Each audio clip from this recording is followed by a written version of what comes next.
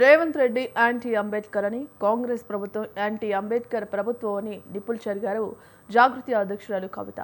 Article 3 అనే శక్తి లేకపోతే, తెలంగాణకు నైతిక పునాది ఇవ్వకపోయి ఉంటే మన రాష్ట్రం సాధించుకునే వాళ్ళం కాదన్నారు కవిత.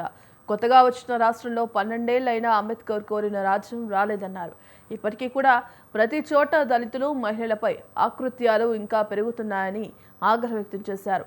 రాష్ట్రంలో ఏ ప్రాజెక్టు కట్టినా దళితులే భూములు కోల్పోతున్నారని ధ్వజమెత్తారు.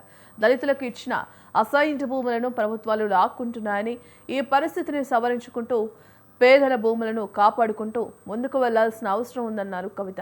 వెలుగుమట్లలో చూసా, పరిగిలో కూడా అసైన్డ్ భూములనే పెద్ద ఎత్తున తీసుకుంటున్నారని చెప్పారు. అక్కడ 1200 ఎకరాలు సేకరిస్తే అందులో 1000 ఎకరాలు అసైన్డ్ భూములేనని మండిపడ్డారు. అంబేద్కర్ స్ఫూర్తితో ముందుకు వెళ్తామని చెప్పారు.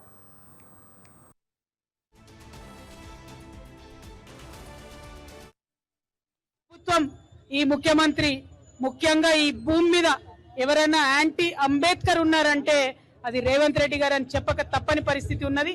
ఈ ప్రభుత్వం వచ్చి 3 సంవత్సరాలు అవుతుంది. గత ప్రభుత్వం 10 సంవత్సరాల్లో కూడా ఎక్కడ ఏ ప్రాజెక్టు కట్టినా కోల్పోయింది అసైన్డ్ భూములే, దళితుల భూములే చాలా పెద్ద సంఖ్యలో. వీటన్నిటిని కూడా సవరించుకుంటూ మరి పేద వర్గాల ప్రజలను కాపాడుకుంటూ ముందుకెళ్లాల్సినటువంటి సందర్భం. మరి నిన్నగాక మొన్న వెలుగుమట్లలో చూసినాం, రేపు మేము పరిగికి వెళ్ళబోతా ఉన్నాం, అక్కడ చూస్తా ఉన్నాం.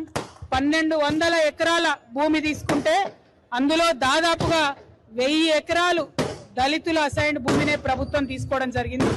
బాబాసాహెబ్ అంబేద్కర్ అంటేనే ధైర్యం. ఆయన ఇచ్చినటువంటి ధైర్యంతోనే ఈ ప్రభుత్వానికి కూడా వ్యతిరేకంగా కొట్లాడి పేదవారికి న్యాయం చేయాలనుకుంటున్నాం. ఈ ప్రభుత్వం, ఈ ముఖ్యమంత్రి ముఖ్యంగా ఈ భూమి మీద ఎవరైనా యాంటీ అంబేద్కర్ ఉన్నారంటే అది రేవంత్ రెడ్డి గారు అని చెప్పక తప్పని పరిస్థితి ఉన్నది. ఈ ప్రభుత్వం వచ్చి 3 సంవత్సరాలు అవుతుంది. గత ప్రభుత్వం 10 సంవత్సరాలు